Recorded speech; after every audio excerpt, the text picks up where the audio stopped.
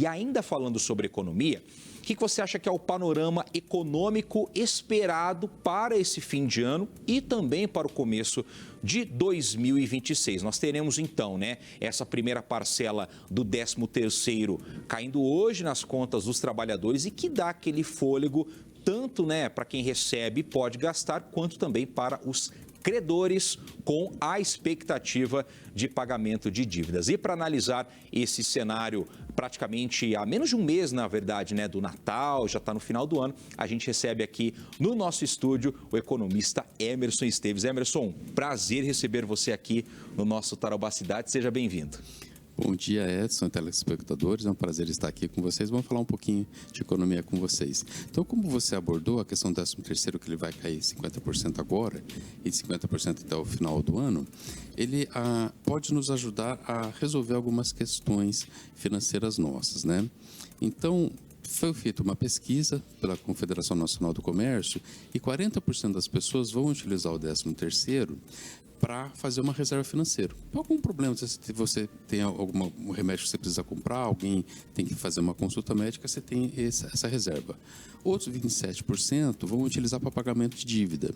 E aí a gente aconselha a pagar sempre a dívida que tiver o juro mais caro, que a gente fala que é o cartão de crédito, o cheque especial. Vai ter 20% das pessoas que vão utilizar para fazer uma viagem, turismo, e outros 15% vão utilizar para pagamento de imposto, IPTU e IPVA, como estava falando, teve um reajuste, Então as pessoas já fazem essa quitação. O Emerson, a gente está falando também de um período de Black Friday, que é uma tradição lá dos Estados Unidos e que o Brasil comprou essa ideia. Até semanas atrás se falava ainda de uma Black Friday, Eles, quer dizer, tem uma data comercial para o mês de novembro. Mas falando sobre o período de Natal, daqui uns dias nós teremos o comércio aberto até mais tarde. O 13º também é um motor, é uma ignição aí para também reaquecer o comércio aqui da nossa cidade? Sim, ele é uma injeção de recursos muito forte na economia londrinense. Então, mais ou menos 199 mil pessoas vão receber 13º, que vai injetar em torno de 800 milhões de reais. Em média, 4 mil reais por pessoa. Então, ele movimenta o comércio sim, tá? Então, é uma data do ano que você tem um acréscimo nas vendas, no giro do dinheiro, então ele é muito importante para a economia. O Emerson, com relação à faixa de renda, o perfil do consumidor, qual que é o mais impactado com esse 13º? Geralmente o pessoal que tem uma renda menor, porque aí ele tem no 13º a possibilidade de fazer a sua reorganização financeira, tá? Então vamos pegar a média de salário em Londrina na faixa de 4 mil reais. Então é essa média onde tem um impacto maior. Há uma alternativa hoje mais moderna, mais eficaz, ou o 13º ele ainda continua relevante? Sim, ele é muito relevante, sim. É a oportunidade que nós temos de resolver os nossos problemas financeiros. Aí cada um tem o seu. Vamos supor, você tem uma dívida a pagar, você quita a dívida, você quer fazer uma reserva, às vezes você quer trocar de carro, quer dar entrada num apartamento, você tem essa possibilidade, ou você também já quer pagar os impostos. Então, ele é muito importante. O que ainda evidencia com relação a isso, o Emerson? Falta educação financeira ainda para o brasileiro em geral? Falta. E aí, as instituições financeiras, elas estão fazendo um trabalho junto à Associação Brasileira de Educação Financeira para colocar o letramento financeiro nas escolas. Lembra, antes da gente saber... Aprender desde pequeno, Isso, A de abelha, B de bola, C de cachorro, a gente tem que entender essa parte financeira que é aí lá na economia, da administração, contabilidade, gestão comercial, a gente tem esse estudo na faculdade. Mas trazer isso já para o ensino fundamental, como já tem empreendedorismo, para quê? Para as crianças saberem a lidar com o dinheiro. O dinheiro ele é muito bom, mas se você não usar ele bem, ele pode te trazer problemas. Porque eu faço essa pergunta, Emerson, porque como você falou a respeito dessa faixa de renda, de geralmente até 4 mil reais por mês, então quer dizer, se esse perfil, se esse grupo, ele acaba recebendo agora essa parcela do 13º, ele acha que tem então um valor a mais para gastar nesse mês, mas não é a média que geralmente ele recebe. É aí que a pessoa acaba se perdendo, ela acaba se confundindo? Sim, porque ela vai receber o dobro que ela está acostumada no mês, Então ela acaba se perdendo. E esse é um momento complicado, porque aí você acaba fazendo uma dívida num valor que você não pode pagar. Hoje você dobrou a tua renda, mas no mês que vem volta a ser a renda normal. E aí ele volta à realidade, exatamente. Né? E aí você vê, por exemplo, a fatura do cartão de crédito, você até assusta, né? E aí, falando ainda sobre isso, Emerson, os economistas brasileiros dizem que o Banco Central já poderia, inclusive, ter iniciado um movimento de queda da taxa básica de juros, que é a taxa Selic, que está no nível mais alto em 20 anos. De acordo com as análises, a manutenção dos juros nas alturas freia a economia e aumenta o endividamento de milhões de pessoas. Vamos acompanhar. A Selic, que é a taxa de juros definida pelo Banco Central, está em 15% há 5 meses. É o patamar mais alto desde 2006. Os juros reais, que é quando se desconta a inflação, estão em 9,74%, a segunda maior taxa do mundo.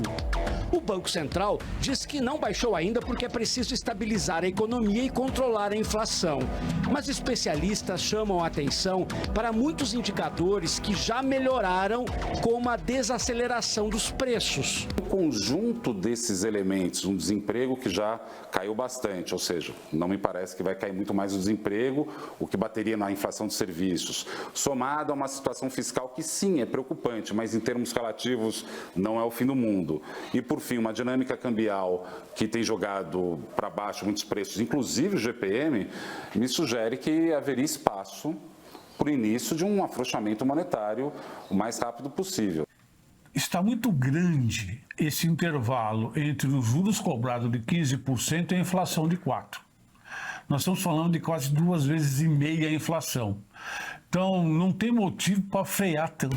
Mas como isso não está acontecendo e com uma taxa de juros na estratosfera, todo mundo tem receio de comprar. Os juros elevados devem atrapalhar as vendas da Black Friday e do Natal. Com menos acesso ao parcelamento, o consumidor perde o poder de compra. Se nós tivéssemos uma taxa de juros mais barata, o custo final do produto seria menor e sobraria mais dinheiro no bolso das famílias para poderem comprar outras necessidades que certamente elas têm. Tá aí, ô Emerson, eu tô com 31 anos de idade, eu nasci em 94, sempre escutei os meus pais falando, principalmente na época do Collor. Sim. Né, que a inflação altíssima, troca de moedas, de manhã era um preço, à tarde era outro. Eu cresci ouvindo uma frase que estava aqui nessa matéria, que é estabilizar a economia. Por que a economia brasileira não se estabiliza? Ou tá e o Copom está sendo muito conservador? O Copom, só para a gente explicar, que é o Comitê de Política Monetária, que é o que define a taxa Selic. Bom, Edson, então você é novo ainda, não vou falar a minha idade. Eu tenho a idade do seu pai. E é o seguinte, realmente era muito complicado. Você tinha um preço de manhã, um preço de tarde e um preço de noite. Então a gente tinha uma inflação de 80% ao mês. Graças a Deus não temos mais isso. O Plano Real estabilizou a economia, foi quando você nasceu em 94. Então hoje a gente tem uma inflação bem menor. O que a gente tem de inflação hoje no ano era o que a gente tinha, às vezes, no dia. Tá? Então, era uma coisa incontrolável. Você tinha que receber o salário, pegar e ir direto para o supermercado. No dia, você comprava 4 carrinhos no supermercado. Se fosse no outro dia, era 3,5. Era desse jeito. Então, nós não temos mais isso, felizmente. Mas a inflação ela ainda está alta. E por quê? Porque existe uma pressão pelos gastos públicos. Nós temos, o ano que vem, uma eleição. Geralmente, no ano de eleição, existe um gasto maior. Então, o Banco Central, ele fez um remédio amargo, que você não vai lembrar desse remédio, que é o óleo de peixe, sabe? Que a gente tomava antigamente, que ele era bem, mas ele resolve. Então, o juro alto, ele faz com que você diminua o consumo, só que ele trava a economia. O economista falou, o juro é 10% real, que a gente faz assim, 15%, menos mais ou menos 5% de inflação, dá 10% real, que dá o dobro da inflação. Só que, o spread, só que isso trava a economia. Você gera menos empregos, o comércio vende menos, então você poderia ter uma queda da taxa Selic, que o ano que vem a projeção que seja 12% no final do ano, mas você precisaria também ter um controle dos gastos. não somos nós, o público geral que gasta, porque a gente tem a nossa renda ali, a gente não pode gastar mais. Se a gente ganha 100, até você pode fazer uma dívida. 85% das famílias estão endividadas, mas só 12% que não consegue pagar, que é o inadimplente. Então, a Selic, ela é utilizada para fazer essa rolagem da dívida. E esse impacto chega para essas faixas de renda menores, Emerson? Para todo mundo, chega para todo mundo. Porque você vai no crediário comprar um produto, em vez de você pagar 10, na prestação você paga 11. Então, ele pesa no nosso bolso. E aí, o que você faz? Como todo mundo está comprando menos, o comerciante vende menos, ele pede menos encomenda para o distribuidor, que pede menos encomenda para a indústria e para o fornecedor. Então, você diminui a atividade econômica. Nós temos um desemprego muito baixo, mas sempre você vai ter um pouco de desemprego, porque tem pessoas que mudam de emprego, tem pessoa que está no momento de reflexão.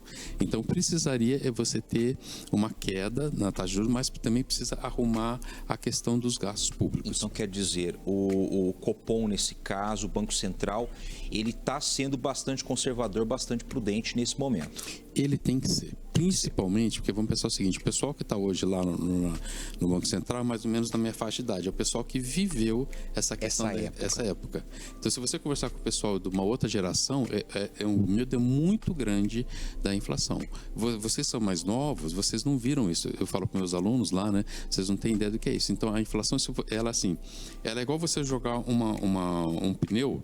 Se o morro for levinho, ele vai devagar, mas se o morro é alto, lá no final ele pega uma velocidade muito grande, então você tem que conter a inflação.